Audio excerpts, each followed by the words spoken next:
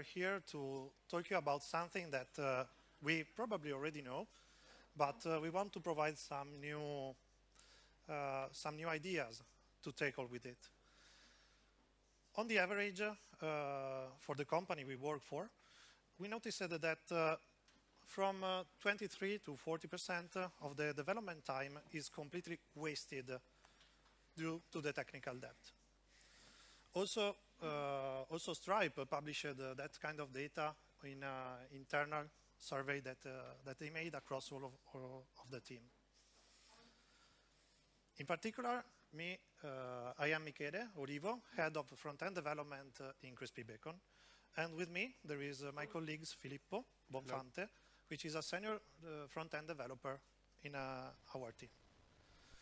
We work in Crispy Bacon, a digital company where we create a lot of things with 100 of people with us in 4 offices. So if you ever be in Milan, Tirana, Bari, or Marostica, you're welcome to pick a coffee with us. So let's come back about the technical debt. The idea of the debt metaphor was made by Ward Cunningham in 2009, where essentially he compared the debt that we put in the technical projects to be similar as borrowed money from a loan. And you know that you have that debt and you still pay interest unless you completely cover it. This often leads to a lot of issues that probably we know. Where it starts? Usually it starts because we know we have market needs, company pressure, maybe some documentation is missing, or there are lack of knowledge because there are, for example, junior developers that are left alone to develop things. Maybe there is a lack of cooperation between different teams.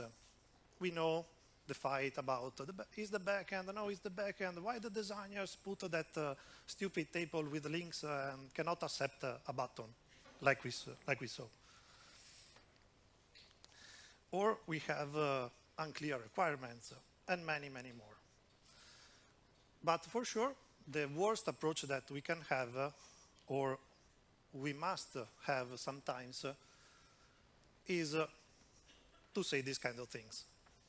For sure, the date is exact for any of us. But about this debt, what can we say? We needed to take an approach to try to figure out how to repay it.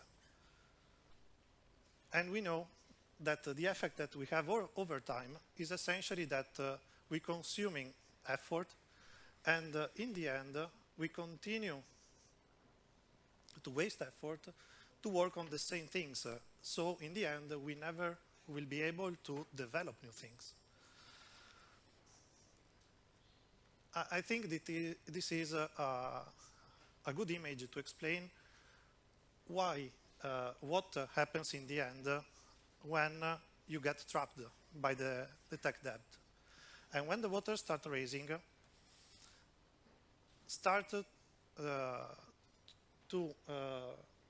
a bad behavior starts between the team. The team starts fighting because it's always someone else's fault. The skills cannot grow because we cannot test new things, test a new idea, develop new things. So the job started to be frustrating. And in the end, for frustrated jobs, there is a turnover because the developer quit the project, quit the company. So coming back on figuring how we can fight this debt is on the first to always think about in which of these diagram we are when we think about a new idea or a bug. We found that it can be expressed in voluntary or involuntary, reckless or prudent decisions. we should always move in the sector where we have to deliver, we will worry about the consequences after, but we know, because we are prudent, on which kind of technical debt we are going to introduce. So, how can we manage it? Essentially, to manage it, we found, we found 3 main pillars. Practices, inventory, and process. These 3 pillars can help us to get rid about the technical debt, or at least not to completely go into zero about it, but to manage it correctly for a long-run project. For the practices, we need to define and describe the methodologies that we want to follow and all the team must follow. For example, we have the decisions about how to write tickets to have a consistent way of expressing things. We need to figure out how to write commit message or, for example, perform reviews, and which pattern should be used. For the inventory, we need to track and make technical debt visible, which is very essential. And in this case, an issue tracker is your best friend, because with that you can keep track, estimate, plan, resolve, and you can repeat. It is also crucial to have a process behind the technical debt management, because you need, for example, you must split the effort. You can leverage on automated testing, choose the correct timing about when a specific debt can be fulfilled. And also, one of the most important one is to align the teams on the definition of done. Sometimes the definition of done is not shared between each member. And this is very dangerous because it introduces various kinds of technical debts. And now I will let you, Filippo, to show us how in some projects we tried to get rid about the technical debt. Okay, so hello everyone. Let's go ahead with a real application example from my experience. So a few months ago, I started working on a project, an insurance policy calculator. Basically, the purpose of the application is to allow users to insure assets such as vehicles, animals, or legal protection, with the option, of course, to customize the proposal offered by the insurance company. The application essentially consists on two parts. An issuance flow, where the insurance policy is created and then issued, and a personal area where there are features like editing profile informations, take an appointment, or of course checking the contracts and the estimates that the customer saved. So where was the debt? Basically, as Michele explained before, technical debt can arise when the time of development is reduced to various reasons, and developers don't pay so much attention to the quality of the code they write. When I was working on the project, so this is the personal area, I noticed this part, it's not so difficult as you can see, it's not so complicated. There are some cards, those cards has information, call to action, etc. But at some point, I realized an issue that basically, if you can see, when I open the accordion of a package of an estimate, also the other accordion for the other estimates were opening. And my face was like that, okay. So, of course, I started to analyze the code to understand what was happening. And basically, this was the flow of the page. So inside the ng on init hook, we had 2 API calls, one to load the estimates and one to load the contracts. And if you can notice, both of the APIs was connected to the same loading service, and this was the first issue, of course. After that, when the data was loaded from the API, two static variables were populated, the contract in this case and preventivi, and after that they were used inside 4 different getters, and these were the result in the console, a nice infinite loop, because of course the getters were used on the template, and yeah, this goes also the infinite loop. After that, I was curious to see the performances of the page due to also the infinite loop, and this was the Lighthouse report. Very bad performances of the page, considering the complexity of the page. So this was basically the issues that I found. So an infinite loop caused by getters and functions using the template. The lack of separation in subcomponents made the code hard to read and maintain. We had one loading state for both APIs, and the open-close state of the package accordion was saved on a map by a package ID. Basically, the package ID could have been the same between the estimates and the contract, and that was causing the bug, essentially.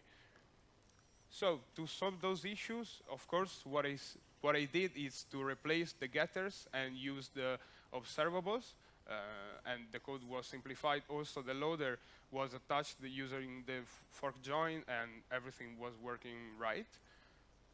Of course, I used the async pipe and the track by to optimize the rendering of the lists.